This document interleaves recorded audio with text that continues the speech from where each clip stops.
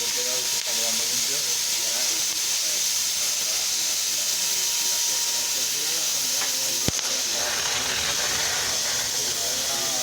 Se la ha rajado bastante, a ver, no, esto que va haciendo rajita, pues se me va a rajar entera.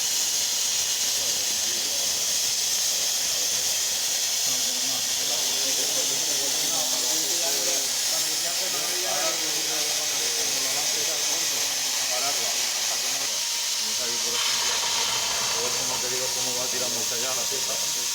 Ah, que la vamos a limpiar. Con el propio calor la va, por eso en una pieza grande todavía todo regular. Puede ser que cierras 4 o 5 milímetros de una puntada.